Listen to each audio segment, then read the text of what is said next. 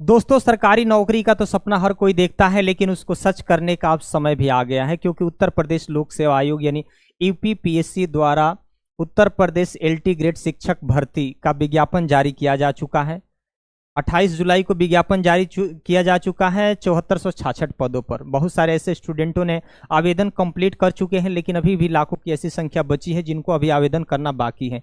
लेकिन इसी बीच आयोग पूरी तरीके से मनसा बना रहा है कि आपका एग्जाम इसी सत्र में लास्ट तक आयोजित कर दिया जाएगा। लेकिन इस सत्र में ऐसे कौन कौन से डेट बचे हैं जिसमें आपका एग्जाम यानी प्री आपका एग्जाम कराया जा सकता है। तो ध्यान दीजिएगा, इसमें इस सत्र में 8 आरक्षित शेष तिथियां बची हैं।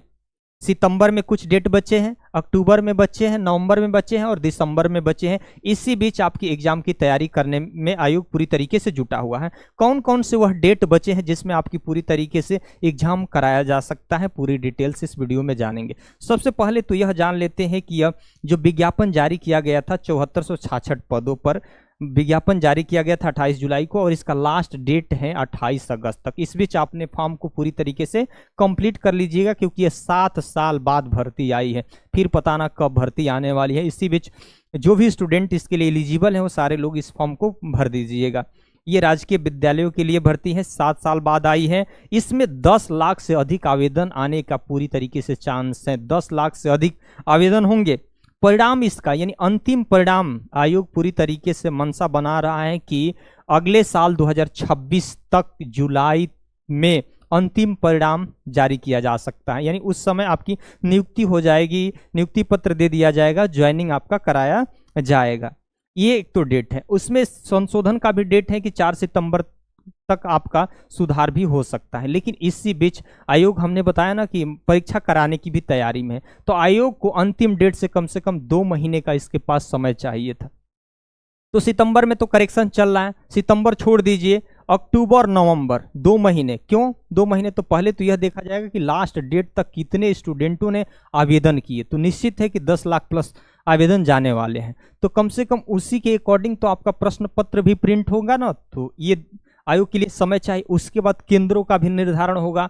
तो ये सारी डिटेल्स करने में कम से कम आयोग के पास 2 महीने का समय लगा। लेकिन इसी बीच इसी सत्र में 8 ही शेष आरक्षित तिथियां बची है जिसमें आयोग आपकी परीक्षाएं करा सकता है। इसमें 2 परीक्षाएं हैं, आपका प्री भी है और मेंस भी है। प्री आपका ऑब्जेक्टिव है जिसमें 30 क्वेश्चन आपका जीएस का है, और आपका जो सब्जेक्ट के क्वेश्चन होंगे और 120 क्वेश्चन होंगे, तो 150 नंबर का होगा।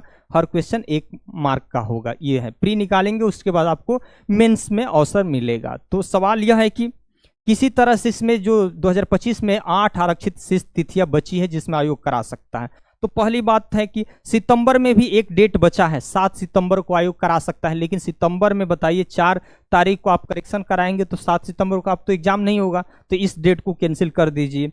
5 अक्टूबर का भी एक डेट बचा है, तो 5 अक्टूबर का भी संभव नहीं है, कम से कम 2 महीने चाहिए।